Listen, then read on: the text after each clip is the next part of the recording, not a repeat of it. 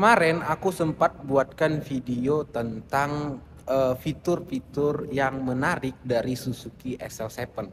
Dan ada beberapa yang komen, eh, emang Suzuki cuman ada kelebihannya aja, emang kekurangannya nggak ada. Nah, pada video ini akan dibuatkan sebuah video tentang kekurangan dari Suzuki SL7 tipe Zeta ini, ya. Tapi sebelum itu jangan lupa di subscribe, di like, komen, dan share teman kalian agar videonya bermanfaat sebagai referensi pembelian mobil Suzuki teman-teman. Suzuki XL7 Alpha, ya. Kalau dengerin Suzuki SL7, teman-teman pasti udah familiar dengan mobil Suzuki SL7. Kenapa nggak familiar? Apalagi sekarang Suzuki SL7 itu banyak berkeliaran di jalanan, ya. Dari rumah sampai ke kantor. Ini pengalamanku pribadi, ya.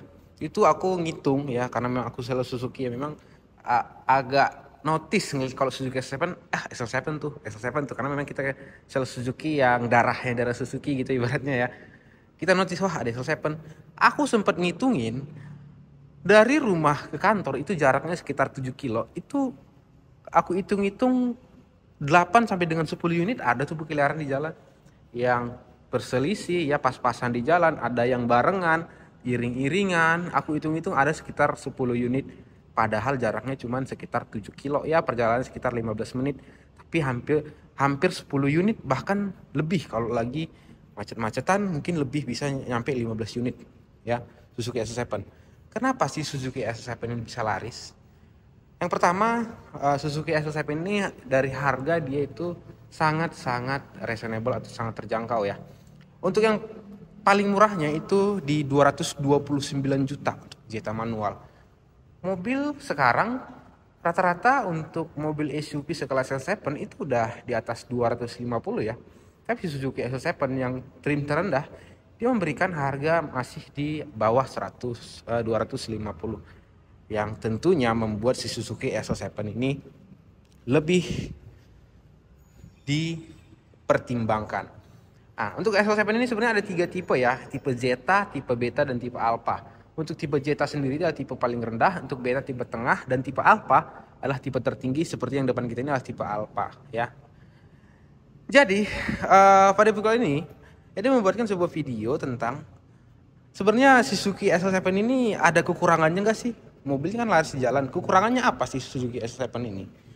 Kekurangannya sebenarnya ini menurutku masih minor, ya. Jadi belum yang sangat-sangat urgent untuk kekurangannya, yang nggak mesti harus gitu, ya.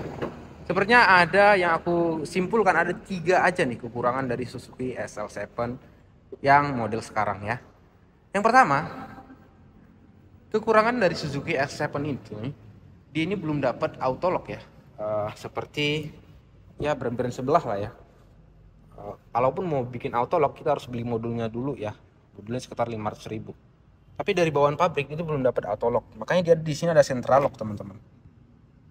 Ini ada central lock nih.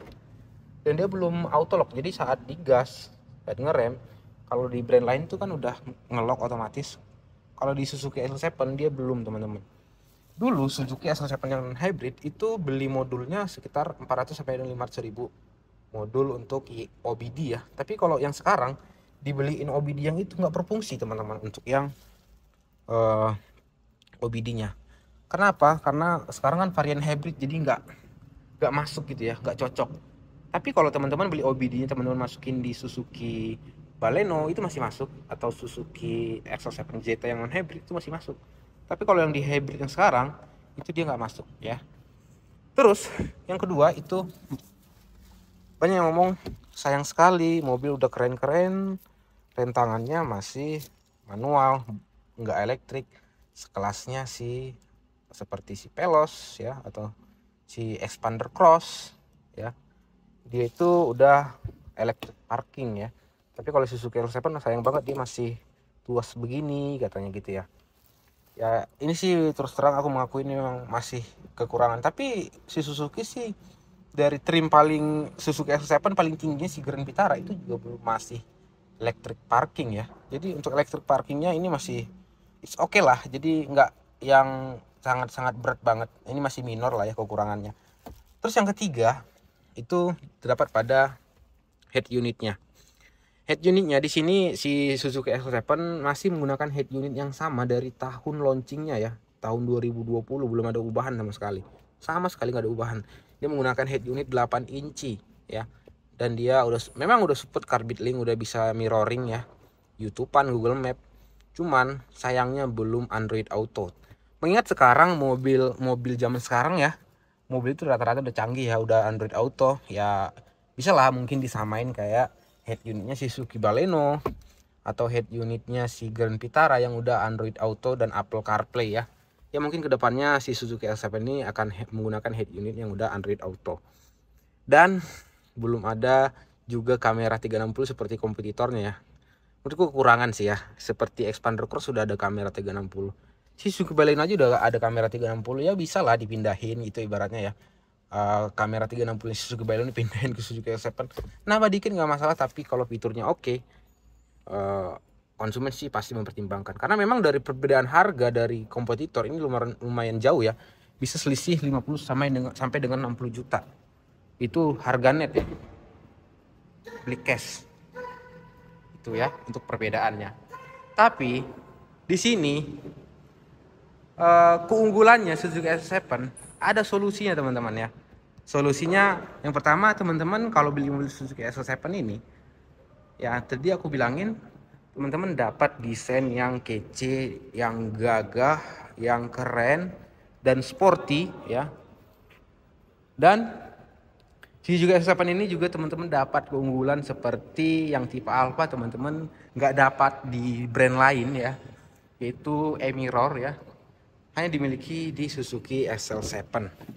Dia dapat e-mirror seperti ini, jadi mirroring ya, bisa nge-record depan belakang ya, ini keunggulannya ya. Jadi untuk menutupi dari kekurangan-kekurangan yang tadi, teman-teman dapat e-mirror ini worth it banget sih, dengan harga yang 270-an teman-teman dapat e-mirror sih, oke banget ya. Terus selain itu teman-teman, kalau beli Suzuki L7 ini, untuk menutupi-nutupinya, kece-nya dapat di warnanya teman-teman. Warnanya Suzuki S7 ini di warna ivory, itu bahkan nggak ada di brand lain ya. Warna ivory kayak gini, seperti Xpander atau brand-brand sebelah itu nggak ada yang warna sapana ivory begini dan two-tone yang luar biasa kece seperti ini teman-teman ya. Terus Suzuki S7 ini juga cuman dia yang ada cup holder pendingin. Jadi ya minor menutupin minor. Jadi sebenarnya untuk cup holder pendingin minor juga ya.